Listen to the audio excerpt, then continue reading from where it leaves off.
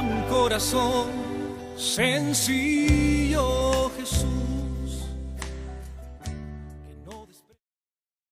Que vamos a un preseminario, a ver si nos aceptan para ser seminarista y ser sacerdote.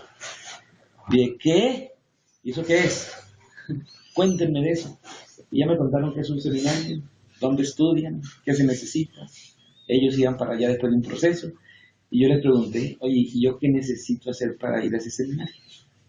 Me dijo, no, tienes que hablar con el padre del pueblo y de que él te conozca y etc.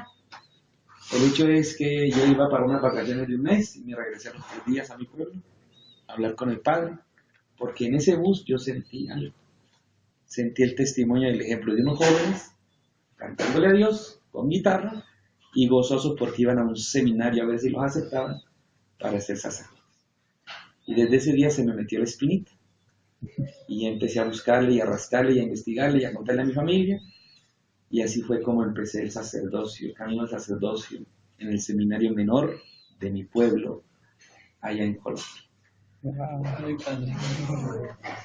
Bueno, yo le quisiera hacer una pregunta, pues no sé, una invitación a todos los seminaristas o a todos aquellos jóvenes que nos estarán viendo a luz en esta entrevista, ¿qué invitación les da para que tengan esa chispa y le digan ese sí al Señor, que se la quieran rifar por Él?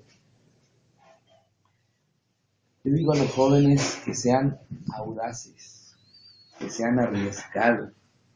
Hoy ustedes muchos están arriesgando la vida por un poquito de droga que creen que les da la felicidad. Otros la están arriesgando por el licor. Otros la están arriesgando por el sexo. Otros la están arriesgando por unos sueños todos fantásticos de ser ricos o de viajar por el mundo o de llegar a ser una gran persona en la sociedad. En vez de arriesgarse con esas cosas que son fantasiosas, ¿por qué no se arriesgan por algo real? Cristo vive. Hace 21 siglos lo estamos adorando, conociendo, orando, leyendo en la Biblia, en la iglesia. ¿Por qué no se arriesgan por Él y se acercan a Él para ser sus amigos? Y si Él los llama, para que le digan sí y entren a la vida religiosa y a la vida sacerdotal. Muchas gracias. ¿Sí? Otra pregunta. ¿Cómo fue su primer encuentro dentro de la renovación carismática? La congregación de nosotros, donde yo entré a estudiar el seminario, es la congregación que acogió a la renovación carismática en Colombia. Pueden buscar en internet Minuto de Dios, el Minuto de Dios. Y ahí en el Minuto de Dios llegó la renovación. El Minuto de Dios es una obra que dirige nuestra congregación. Y cuando yo entré al seminario mayor, el que nos daba a nosotros catequesis, a los seminaristas, era el director del Minuto de Dios, de nuestra congregación.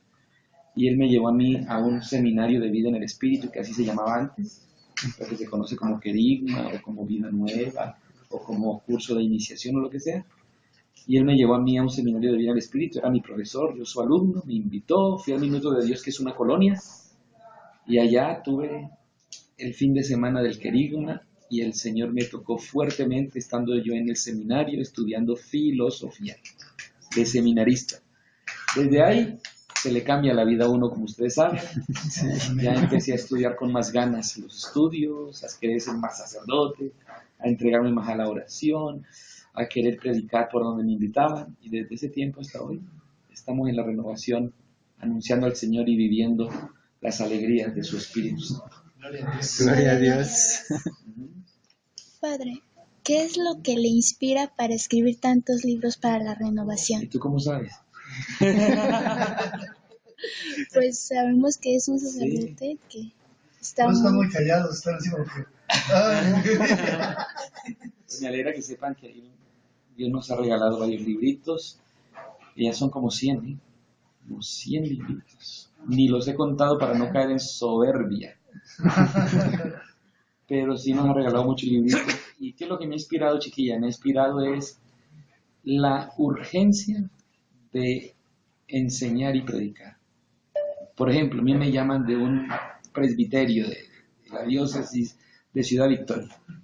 Dicen, padre, le pedimos que si nos puede predicar el retiro a los sacerdotes.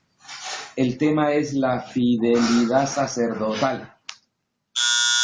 Eso me obliga a mí a ponerme a leer, a estudiar, a orar, a preguntar, a preparar.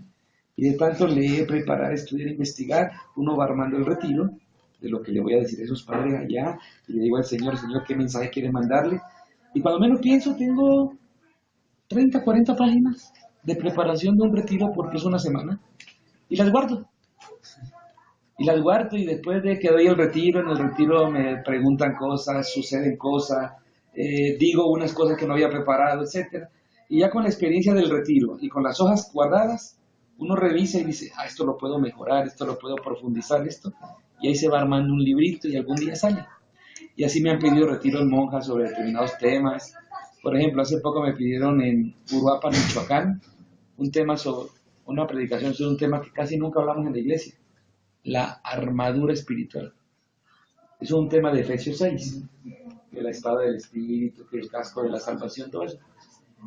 Entonces tuve que venirme yo a preparar la armadura espiritual. Yo sí he oído, he leído el texto, pero una predicación sobre eso. Entonces me empecé a preparar, a orar, a escribir, a preguntarle a los padres aquí en la mesa, les pregunto a los padres.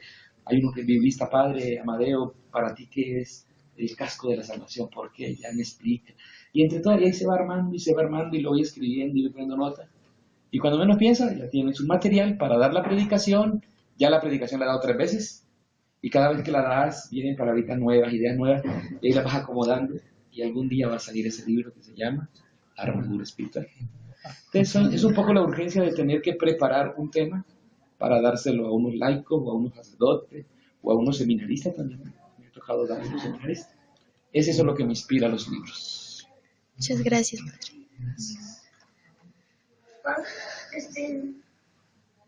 Una cosa.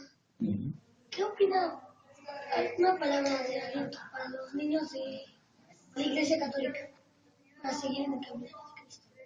Creo que todo te ves maravilloso con tu corazón y con tu gorrito. Y aquí en medio del grupo. Te ves maravilloso y te felicito. Y ojalá te motivara a muchos niños. Recuerda el texto de Jesús, que es un texto que usamos en la iglesia, pero a veces no le damos la fuerza que debiera tener. Cuando le dijeron a Jesús que los niños querían verlo y saludarlo y que los impusiera las manos. Marcos 10. Y los discípulos dijeron, no, deja al maestro que está muy cansado. Y Jesús dijo, no señores, dejen que los niños vengan a mí. Pero primero yo le diría a los adultos, que no sean como los discípulos de Jesús, que se opusieron para que los niños llegaran a Él. Le diría a muchas autoridades eclesiásticas y a muchos coordinadores y a muchos señores grandes y señoras grandes de la iglesia, no sean obstáculos, no impidan que los niños sean los primeros que disfruten de la presencia de Jesús. Los discípulos dijeron, no, el maestro está cansado. Y Jesús dijo, no, déjenlos que vengan a mí. Jesús es el primer interesado en que sus niños estén con Él. Y los niños para Jesús no son solamente los chiquitos. Los niños para Jesús son también los pequeños en todo sentido. Los pobres, los enfermos, los necesitados. Esos son los pequeños de Jesús. Y Él quiere que todos estén cerca de Él. Esa es la primera palabra para ti. Y la segunda palabra es, yo invito a todos los niños que sienten a veces que el mundo de los adultos es muy difícil, o que el mundo de la sociedad es muy raro, sobre todo a los niños que están rechazados, o que no tienen familia, o que sienten mucha pobreza en sus vidas.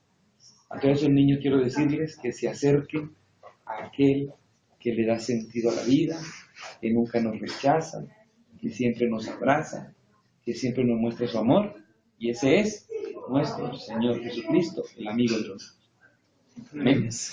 Amén. ¿Qué palabras te podría decir a esos jóvenes que no conocen a Dios realmente, que les da miedo acercarse a Él? Y también, ¿qué palabras le podrían decir a esos jóvenes que le han dado ese sí seguro a Dios y que quieren seguir en este camino? A los jóvenes que no quieren tener fe ni creer en Dios ni acercarse a Él, les quisiera recordar un cuentito que una vez me llegó por internet, donde dicen que 2 niños que estaban en la panza de la mamá hablaban entre sí. El uno era ateo y el otro era creyente. Y el niño ateo le preguntaba al niño creyente en la panza de su mamá, oye, ¿y a poco tú crees que haya vida después del parto?